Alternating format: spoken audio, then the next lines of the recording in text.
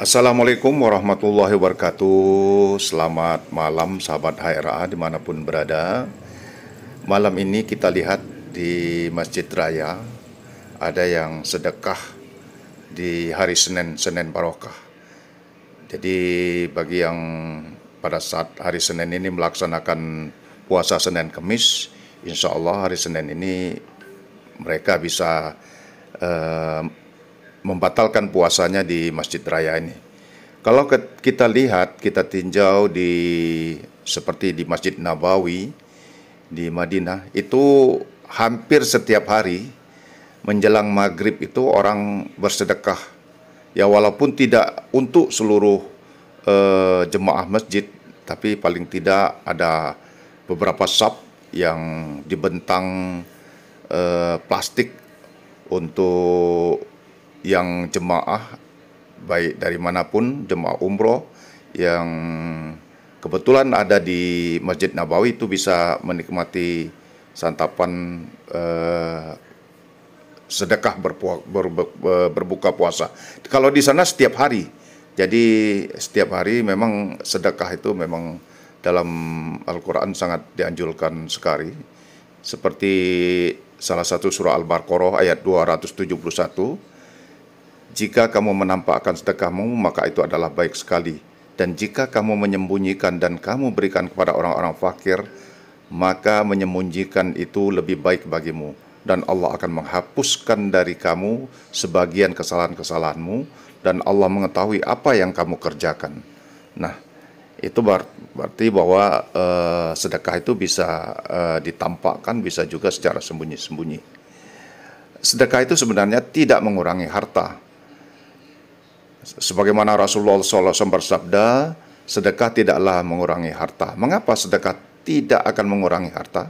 Karena meskipun secara tersurat harta terlihat berkurang, namun kekurangan tersebut akan ditutup dengan pahala di sisi Allah Subhanahu wa taala dan akan terus bertambah kelipatannya menjadi lebih banyak.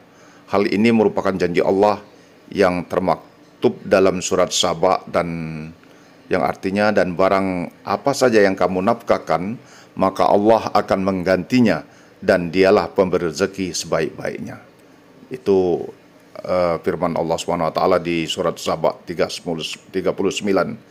Kemudian sedekah juga bisa menghapus dosa. Sebagai makhluk Allah SWT, kita tentunya tidak luput dari dosa. Umat Islam senantiasa diberikan berbagai keistimewaan agar berkesempatan untuk bertobat dan menghapus dosa-dosanya dengan cara yang diridhoi olehnya. Salah satunya dengan cara bersedekah.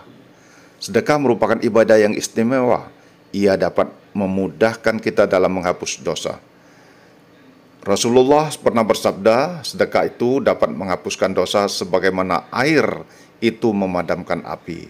Hadis riwayat At-Tirmizi. Kemudian yang ketiga, sedekah juga dapat melipat gandakan pahala.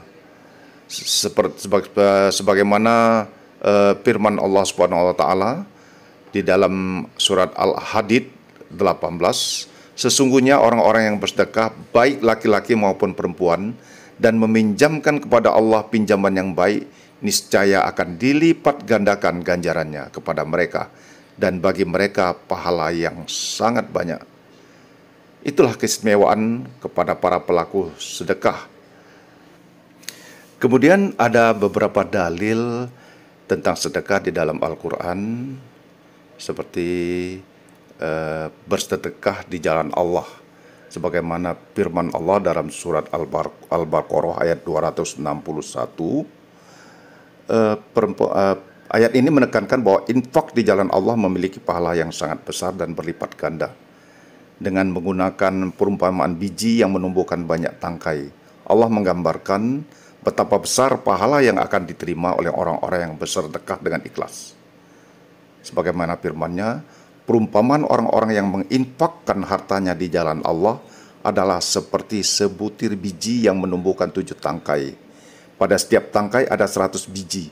Allah melipat gandakan pahala bagi siapa yang Dia kehendaki. Allah Maha Luas lagi Maha Mengetahui. Yang kedua, anjuran berinfak dengan ikhlas. Ayat ini di dalam Al-Baqarah ayat 267 mengajarkan umat Islam, kaum muslim untuk bersedekah dengan harta yang baik dan halal. Sedekah yang diberikan dengan ikhlas dari hasil usaha yang baik akan mendatangkan keberkahan dan keridhaan Allah Subhanahu wa taala. Sebagaimana firman-Nya, wahai orang-orang yang beriman, infakkanlah sebagian dari hasil usahamu yang baik-baik dan sebagian dari apa yang kami keluarkan dari bumi untukmu. Dan janganlah kamu memilih yang buruk untuk kamu infakkan, padahal kamu tidak mau mengambilnya kecuali dengan memicingkan mata terhadapnya. Ketahuilah bahwa Allah Maha Kaya lagi Maha Terpuji. Nah, ini tercantum di surat Al-Baqarah ayat 267. Kemudian sedekah, hubungan sedekah dan kematian, ini yang ketiga. Ayat ini termaktub dalam surah Al-Munafikun ayat 10, yang artinya, belanjakanlah sebagian dari apa yang telah kami berikan kepadamu sebelum datang kematian kepada salah seorang di antara kamu.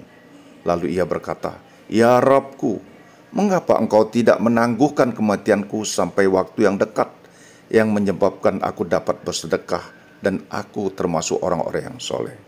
Nah, ayat ini mengingatkan kita akan pentingnya bersedekah sebelum ajal menjemput. Pada saat kematian mendekat, kita akan menyadari betapa pentingnya sedekah.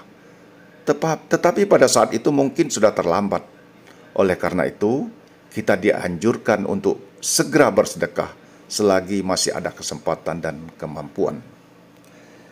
Kemudian yang keempat, bersedekah itu dapat dilakukan pada saat lapang maupun pada saat sempit. Nah, anjuran untuk selalu bersedekah dalam keadaan lapang maupun sempit ini ada sebagaimana ayat yang artinya, orang-orang yang menafkahkan hartanya baik di waktu lapang maupun sempit, dan orang-orang yang menahan amarahnya dan memaafkan kesalahan orang, Allah menyukai orang-orang yang berbuat kebajikan. Nah, ayat ini mengajarkan kita untuk konsisten dalam bersedekah, baik dalam keadaan lapang maupun dalam keadaan sempit.